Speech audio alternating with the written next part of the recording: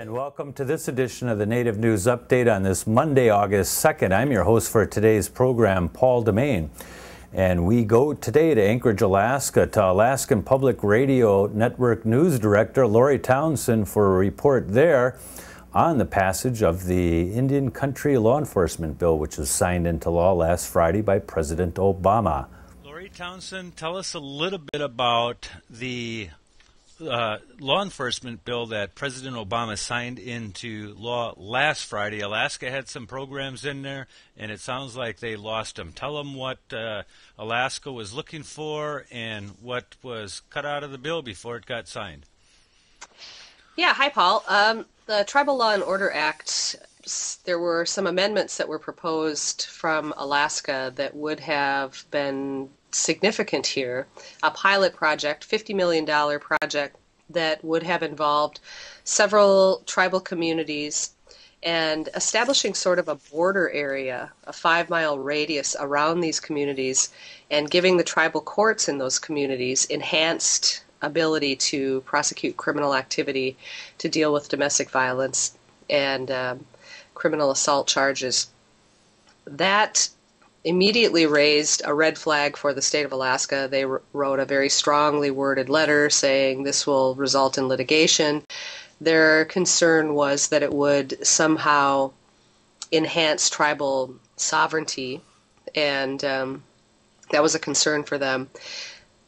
They worked with the senators, Alaska's senators, on language, and so did some other tribal organizations. They came up with something that everyone could agree on and got that into the bill. It reduced in scope some of what would have been in this border area, but it did give the tribal courts authority to do this work. That ended up, because it was a $50 million pilot project, it ended up holding up the entire Tribal Law and Order Act. Coburn decided that as long as that $50 million was in there, he wouldn't let the bill proceed. It had to come out.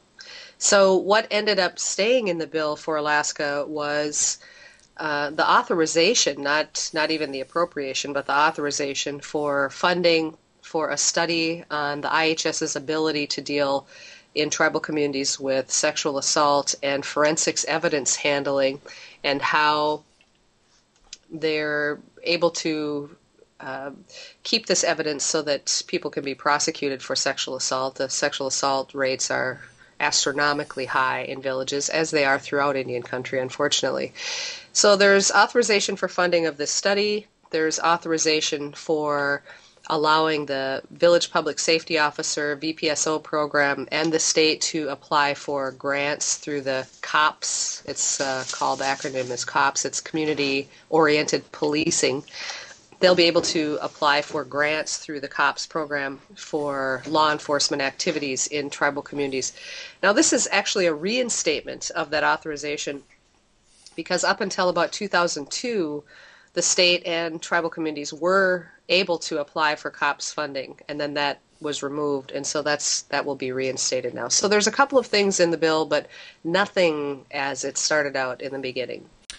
Let me ask a question about something you said. You said that the state of Alaska was concerned about tribal government's exercise of sovereignty. Is that across the board, or is this a particular case where there was some concern because law enforcement issues?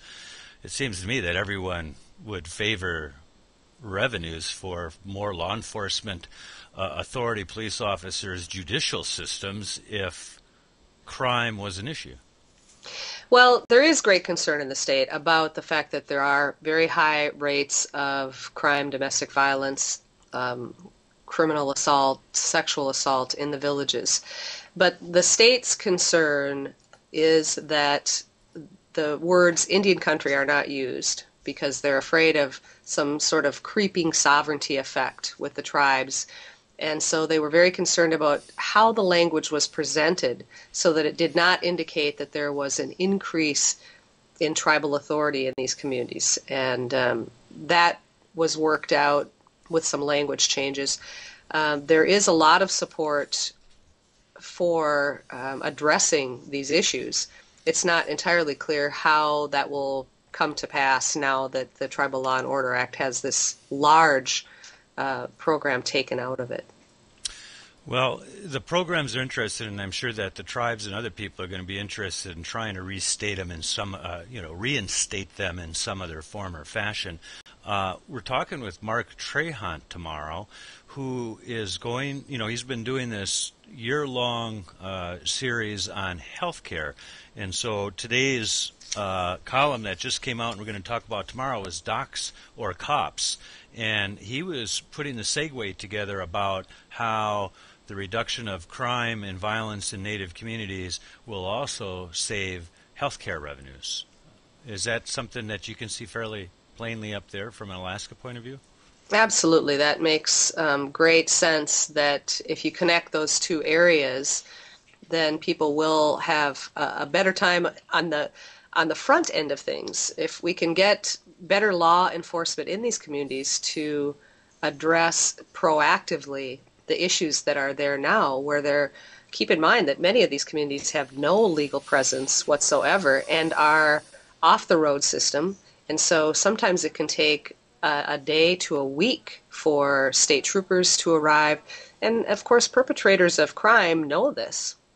And so they're able to get away with things that they wouldn't in other places. So if we had more law enforcement, that would certainly help to keep a better sense of safety in a community, and that impacts healthcare dollars, because if people aren't being assaulted, they're not spending so much time in the clinic.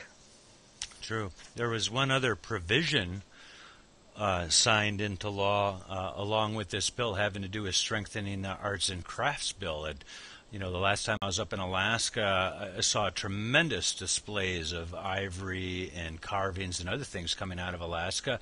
Is that something that is going to end up pleasing Native Alaskans as well, having to do with the protection of arts and crafts and their sales by authentically enrolled members or recognized members of the community? Well, I think it remains to be seen how this will work in implementation.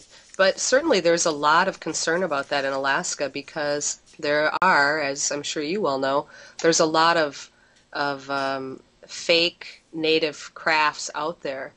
And so a lot of communities are trying to figure out ways of developing more virtual tourism and putting up websites that artists in these remote communities can offer their beautiful carvings and beadwork and some of the things that they do with fish skins and some of the skin sewing that they do, and offer them on a website so that, first of all, people have the direct link to the community where these artists live. They can see stories about their lives and how they go about the process of collecting their craft that they use. And then they know it's an authentic artwork as well.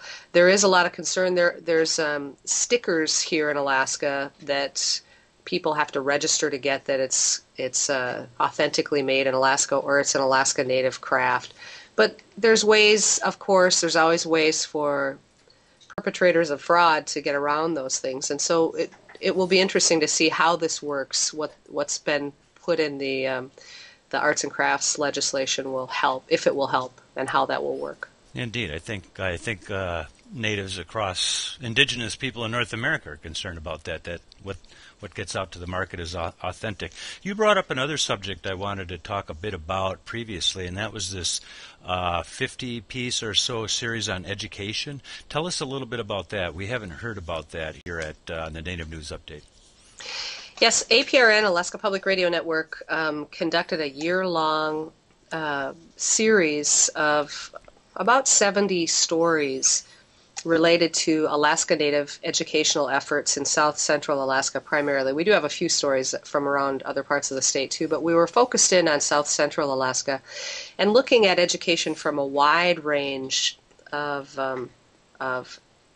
prospects, both in schools, in college, but also in the community, and how elders are helping to educate and how culture bearers are helping to educate. And we looked at what kind of a time young people have coming in from the village and trying to go to school here in Anchorage as we rapidly approach a city of 300,000 people, and what kind of culture shock they go through when they come here. So we've put together a great series of stories. They're on our website under Alaska Native Education. There's a tab on the homepage for APRN. And there's some fantastic stories. There's a few slideshows of a traditional healing garden, of a fish camp. And so there's a lot of information there. Would you call that series a little bit of the good, the bad, and the ugly, or are we looking for just good things out of that report? No, there's a wide range of stories about successes and things that don't work so well. But I think that the important message is that there's a lot of effort being placed on helping people transition to higher education, because the recognition that there's a high failure rate with students, Alaska Native students that come in from villages and try to make it in college. And it's difficult for them. They don't have a good connection to family, oftentimes in the city, the foods that they like to eat. And so there's a much better understanding of that, and a lot of efforts at dealing with those things, helping people connect with other Native families here that, maybe it's as simple as having a meal that they can have with a family on a Sunday that will help them feel a little more grounded and not quite so lost and alone. And there's a lot more support.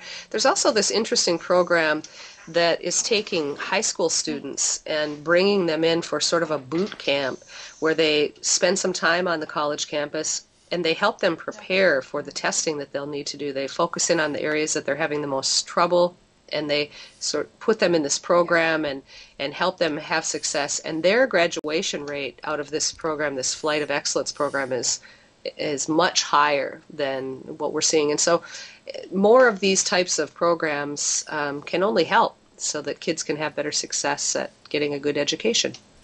Yeah, and does it seem like a failure so much of the education system to incorporate Native students into it as it is the failure of Native students' capability to be intellectual? Well, I don't think there's any evidence that would say that it's an inability for the Native students to meet the the intellectual requirements. Right. But there's a problem with on a lot of levels with the education opportunities in a lot of the communities. They're getting a very, very basic education, and sometimes in a school setting that only has 20 other students. Yeah. And so they're not getting access to the top-notch curriculum that kids in urban settings are getting. And then just the rigors of coming onto a campus that has a lot of people and a lot of structure, and you have to figure out where you're going. And when you come from a village of 200 or maybe less than that, that's a tremendous shift. Cultural Yeah, shock. It is. But my point was this, and I'm going to make it real quick because we only got about a minute left, is that when I look at what the Alaskans, and we want to talk about that sometime, do at the Alaskan and Eskimo Olympics, Billy Mills does well at running, but I think he would say ouch if he had to be involved in the ear pull. But all those skills are skills that you need to survive out in the woods, and so a doctorate from a university, you put that person out in the bush, they're going to feel the same way an Alaskan Native, Eskimo, and other people do when they get plunked into the city, I think. Yeah, I think that's a good point. And it seems to me that there has to be a balance achieved between maintaining that very, very important cultural knowledge and integrate that with Western education so that people can have success in both areas. And there's a lot of focus on that now, and people are working more along those lines. Where can people look at these articles? They can go to aprn.org and find all those stories and more. We'll do that. Thanks again, Lori. We'll do it again soon. And that is the latest roundup of news from Indian Country on this edition of the Native